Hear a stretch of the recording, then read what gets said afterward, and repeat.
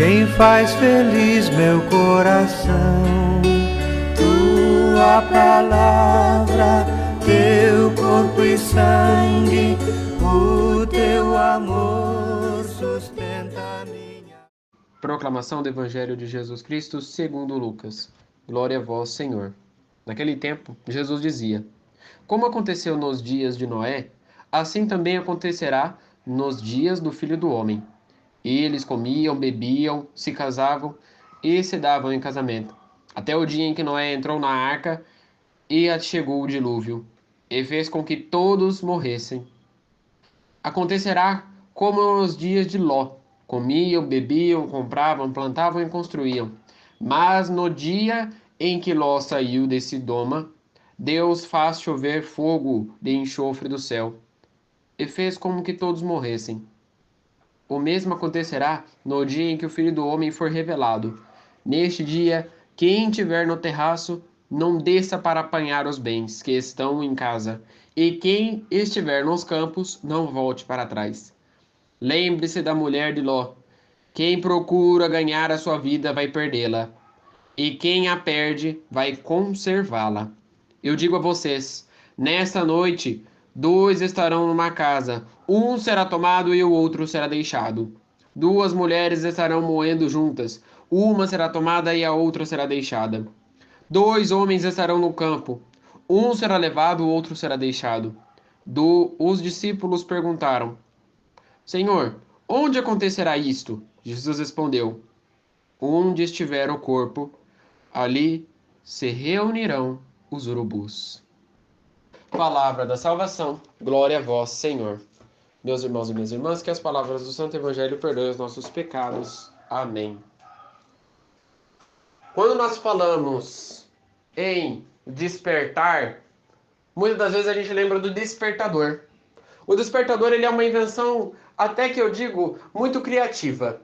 É um relógio, como qualquer outro, só que tem uma diferença. Um relógio que acorda a gente no horário certo.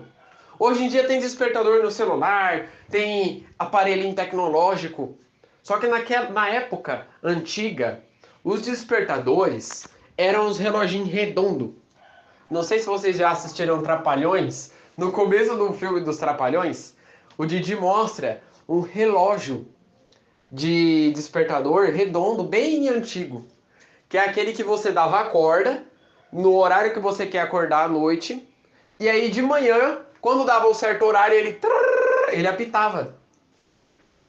Esse relógio foi deixado de continuidade porque ele é um relógio até que chato. Quando ele começa a tocar, você para ele de duas formas, ou batendo nele, ou apertando um botão para desligar. A maioria das pessoas batia nele para desligar. Por isso que ele foi até descontinuado. E outra, que hoje existem muitas coisas pelo celular. Hoje, nós escutamos o despertador da vida. Jesus nos mostra mais uma vez que nós precisamos de um despertador agora, para acordar para a vida de Deus, para acordar para os mistérios de Deus. Diferente do despertador comum, o despertador de Jesus não é necessário bater, é necessário que nós tomemos a iniciativa para acordar. É necessário que nós tomemos a iniciativa para acordar. E diferente dos despertadores de antigamente, este já vem configurado. Ele está preparado para tocar. Você só precisa desativar ele. Tocando, ele já está. Qual é o toque do despertador que Jesus coloca na sua vida? É o toque das missões. As missões que você faz na igreja. Quantas pastorais você serve? E se você serve? Aí eu vou deixar vocês responderem essa pergunta aí. Quem não serve a pastoral nenhuma? Quem vai falar assim: ah, mas eu não sirvo por causa da minha idade, eu não sirvo porque eu não sei se eu estou preparado. Quantas vezes você já foi na missa? Presencialmente. Aí sim fica fácil. As missas são como a iniciativa. É como se o padre na missa estivesse configurando o despertador. E ele estará tocando a partir daquele instante. Nós precisamos tomar iniciativa. O despertador é tocado a partir da homilia do padre, que se pendura durante todas as semanas com as explicações dos evangelhos. Nós precisamos tomar a iniciativa de acordar. Mas como que nós acordamos para a vida agora, neste momento? Temos passos para fazer isso. O primeiro passo é negar as coisas do encardido. Negar ao maligno. E isso não é só nas grandes coisas. Ah, eu vou negar que eu tenho que... Eu vou negar de mentir, eu vou parar de mentir. Eu vou negar de faltar à igreja. Não é só nas grandes coisas, mas nas pequenas coisas. Eu vou negar de perder minha paciência. Eu vou negar de chamar o nome dele. Eu vou negar de assistir certas séries que têm conteúdo relacionado ao encardido. Qualquer coisa relacionada, qualquer coisa que se entrelace ao encardido, não tem fundo. E muito pelo contrário, ao invés de te ajudar, vai te atrapalhar na vida religiosa. Muitas vezes, o Padre Léo falou isso, e eu vou dar uma continuidade, porque o Padre Léo não gostava, se tinha uma coisa que ele não gostava, e que a maioria dos padres não gosta, não tolera, é Harry Potter. Pois então, por quê? Aí muitos vão falar, mas eu assisto, que é interessante, que é tal. Eu já assisti também. Só que depois que eu fui parar para pensar, a igreja não gosta de feitiçaria, de bruxaria e de magia negra. E o que mais fala neste filme é sobre magia, sobre feitiçaria, sobre magia negra. Neste ponto, nós devemos compreender que nas pequenas coisas que o encardido coloca na nossa vida, nós caímos. Porque a pessoa vai pensar assim, ah, mas é só um filme. Ah, mas é só uma coisinha. Não é nada. Ou a pessoa não vai nem saber, que nem eu não sabia. Quando nós não sabemos, nós entramos no perigo, quando nós não estudamos. E aí Jesus fala sobre outro ponto. Como nós sabemos das coisas? Devemos tomar cuidado com o nosso estudo. Se nós não tivermos estudo certo sobre as coisas, isso não é só você ir na escola e frequentar a escola, porque eu sei que muitas pessoas não frequentaram e são mais inteligentes até mesmo do que eu. A questão não é só você saber ler e escrever, a questão é você diferenciar o certo e o errado. Isso você não aprende em escola, isso você aprende na escola da vida. É a escola da vida que te ensina o que eu posso e o que eu não posso fazer. O que eu devo e o que eu não devo, de hipótese alguma, realizar. A nossa vida deve ser como uma eterna escola de aprendizado, em busca da sabedoria eterna do Pai. Em busca do Pai. Deus está em constante abraço conosco. Só que muitas das vezes, com a nossa falta de capacidade de reconhecer entre o certo e o errado, nós se desviamos daquilo que é fácil, daquilo que é percurso, daquilo que é próprio para a nossa vida. E nesse desvio, nós descentralizamos Deus do nosso meio.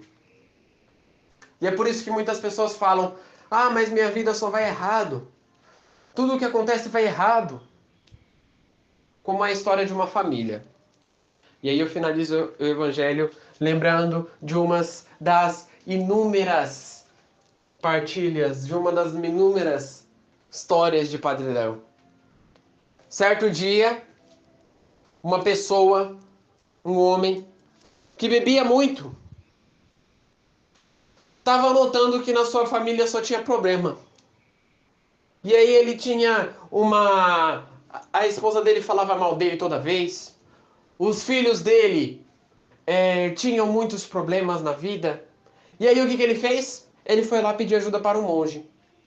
Ele foi lá no alto da montanha, foi lá na igreja. Chegou o monge, eu tô precisando da ajuda sua. Aí ele, pois então fale, meu filho, o que acontece? Monge, o negócio é o seguinte, eu tô com um problema sério com a minha família, monge. O senhor não sabe o problema que é a minha família. Aliás, se o senhor quiser conhecer o inferno, vai lá na minha casa, o senhor tá convidado. Aí o monge ficou assustado, né? Perguntou, mas o que tá acontecendo, meu filho? Pode falar? A minha mulher briga todo dia comigo, só arruma encrenca. Os meus filhos nunca me escutam, sempre fazem bagunça. Meu filho mais velho é viciado, usa aquele cabelão enorme, escuta aquelas músicas que Deus me perdoa. A minha filha faz tantas coisas, já é desviada do mundo. E faz 6 meses que a minha sogra tá lá em casa. Então pensa no problema que tá. E aí ele falou assim, monge, eu queria uma oração sua. Eu queria que o senhor fizesse uma oração para me curar. E aí o monge estendeu as mãos na cabeça dele e falou assim, meu filho, eu estou vendo uma coisa muito séria. Aí ele, pois então fale, monge. Eu estou vendo uma coisa muito séria na sua vida. Eu não sei se eu nem posso falar. Eu acho que eu não posso falar sobre isso, que é um pecado gravíssimo. Fale, monge, que eu estou ficando assustado. Aí o monge falou, pois então, você sabe que Deus, Jesus, veio ao mundo, não é? Aí Jesus veio ao mundo, nasceu, viveu. E o que aconteceu com Jesus? Ele morreu, não morreu? Morreu, foi crucificado. Pois então, eu assisti no filme lá do Mel Gibson, Paixão de Cristo. Eu assisti e ouvi essa história aí.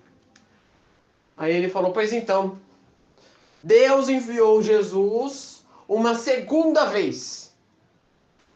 Só que ele voltou disfarçado em uma das famílias do mundo inteiro. Para não ser pego mais uma vez. Aí, sei. E daí?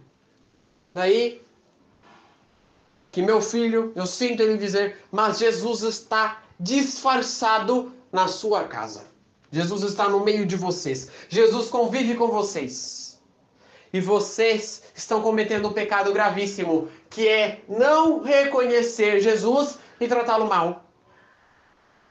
Aí o homem ficou indignado e falou assim, na minha família? O senhor está falando sério? Não, eu acho que o senhor errou de endereço. Olha aí no papelzinho para ver se tá certo, que eu acho que tá errado. Aí beleza, voltou para casa e tal. Voltou com aquele engastalhado na garganta. Chegou em casa, ele reuniu a família inteira. Aí reuniu todo mundo no sofá e falou assim, eu hoje tive uma informação muito séria. Eu me reuni com um monge e ele me disse uma coisa muito séria. Jesus está no meio de nós. Jesus está no meio da nossa família. E eu quero descobrir. Então fale agora. Quem é Jesus que está disfarçado aqui? Aí o irmão mais novo já virou para mim e falou assim, vixe, o pai bebeu. Aí ele falou, não bebi não. Eu bebi um golinho, bebi um pouquinho, mas não foi muito não. Aí o povo não entendeu nada. Aí o menino mais novo chamou o pai e falou assim, pai, será que não é a avó? Que? A véia? Você acha que é você acha que é a sua avó?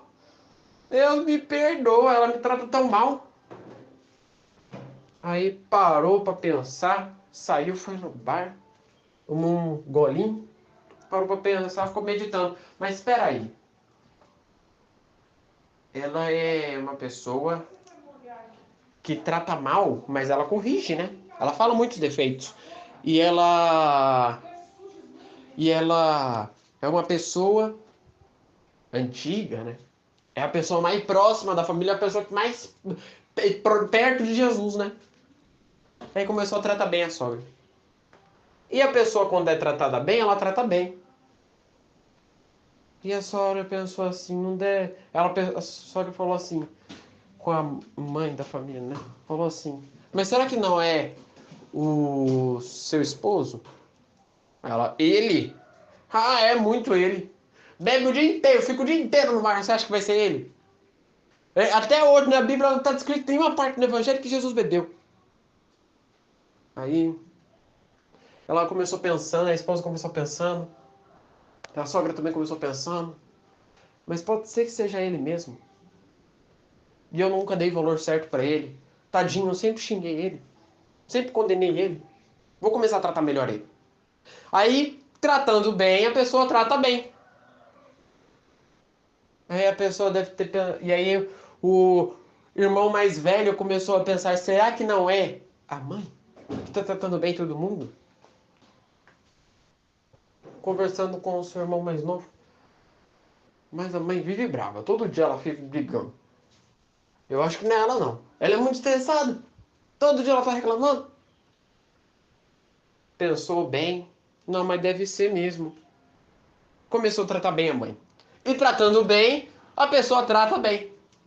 E aí começou nessa compartilhação, nessa amizade, e a família começou a retornando às origens. Até que um dia, num domingo, o monge foi lá celebrar rezar uma missa, lá na paróquia perto deles, e de repente ele viu no primeiro banco a família inteira reunida. Sogra, irmãos, pai, esposa, todo mundo reunido. E aí, ele perguntou assim, o esposo perguntou assim: monge, me responde só uma coisa.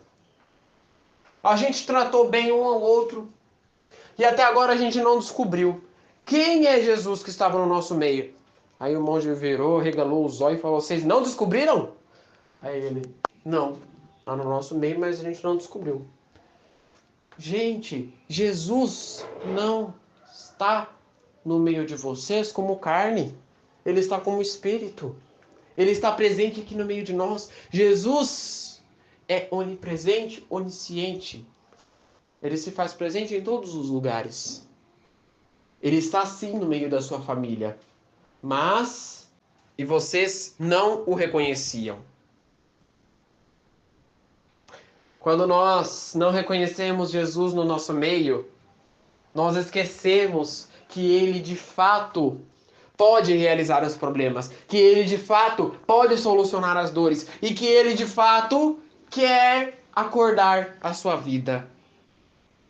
Portanto, rezemos juntos. Pai nosso, que estais nos céus, santificado seja o vosso nome. Venha a nós o vosso reino. Seja feita a vossa vontade, assim na terra como no céu. O pão nosso de cada dia nos dai hoje.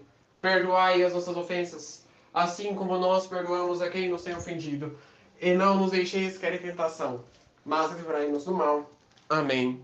Que no dia de hoje fique na paz e na alegria de Deus.